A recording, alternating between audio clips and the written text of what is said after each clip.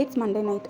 Daily idli தோசைக்கு தேங்காய் சட்னி கார சட்னியாக சாப்பிட்டு போர் அடிச்சுன்னு சொல்லிட்டு எனக்கு கொஞ்சம் டிஃப்ரெண்டாக பண்ணலாமேன்ட்டு 2 ஸ்பூன் எண்ணெய் விட்டு கழுவின பருப்பு கருவேப்பிலை வெங்காயம் 2 பச்சை மிளகாய் உப்பு இதெல்லாம் போட்டு நல்லா வதக்கி விட்டுக்கணும். ஒரு 4 தக்காளியை பொடிசாக நறுக்கி இதில் போட்டுக்கணும். போட்டுவிட்டு கத்திரிக்காய் 4 கத்திரிக்காவை குட்டி குட்டி பீஸாக கட் பண்ணிக்கணும். ஒரு உருளைக்கிழங்கு சின்ன பீஸாக கட் பண்ணி நல்லா க்ளீன் பண்ணி இதில் போட்டுக்கோங்க. போட்டுவிட்டு கொஞ்சமாக மஞ்சள் தூள் போட்டு நல்லா கிளறி விட்டு 1/4 டம்ளர் தண்ணி விட்டாலே போதும். ஏன்னா தக்காளியும் கொஞ்சம் தண்ணி வரும். ஸோ அதனால் 1/4 டம்ளர் தண்ணி விட்டாலே போதும். இதை வந்து ஒரு 4-5 விசில் விட்டு இறக்கி நல்லா மசிச்சு விட்டுக்கோங்க. இட்லி தோசைக்கு செம்ம டேஸ்ட்டுங்க. கண்டிப்பாக வேறு லெவலில் இருக்கும். நீங்களும் கண்டிப்பாக ட்ரை பண்ணி பாருங்கள்.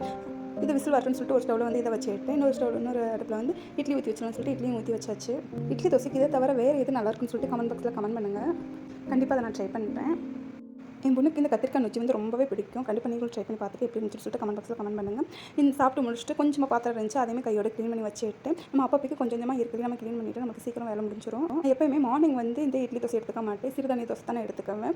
4 டம்ளர் சிறுதானிய அரிசி போட்டோம்னா இதில் வந்து ஒரு 7 வகையான சிறுதானியம் வந்து இதில் போட்டுக்குவேன். இதெல்லாம் போட்டு மிக்ஸ் பண்ணி வச்சுக்குவேன். அதில் வந்து 4 டம்ளர் போட்டேன்னா 1 டம்ளர் உளுந்து போடுவேன், கொஞ்சமாக வெந்தயம் போட்டு நைட்டு ஊற வச்சு காலையில் அரைச்சி எடுத்து வச்சுக்குவேன். இட்லி தோசை மாவுமே தீர்ந்துச்சுன்னு சொல்லிட்டு அதுவுமே கொஞ்சம் ஊற வச்சுட்டு காலையில் சிறுதானிய தோசையும் நைட்டு வந்து நார்மல் இட்லி தோசையும் தான் நாங்கள் எப்போயுமே ரெகுலராக எடுத்துக்குவோம். இந்த மாதிரி எடுத்துகிட்டு வரையில் உங்களுக்கு சக்கரை பிரச்சனையும் வரவே வராது. நைட்டே சர்வேஷ் வந்து எப்போயுமே சாத்துக்குடி ஜூஸ் தான் குடிப்பான். இந்த மாதிரி உங்கள் வீட்டில் சாத்துக்குடி ஜூஸ் யாராவது குடிப்பாங்களா? கமெண்ட் பாக்ஸில் கமெண்ட் பண்ணுங்கள். பால் கேட்கவே மாட்டேன். நைட் இடையில எந்திரிச்சா கூட சாத்துக்குடி ஜூஸ் தான் வேணும்னு சொல்லிட்டு கேட்பேன். ஸோ டிஃபால்ட்டாக அவனுக்கு சாத்துக்குடி ஜூஸ் தான் நான் போட்டு வைப்பேன்.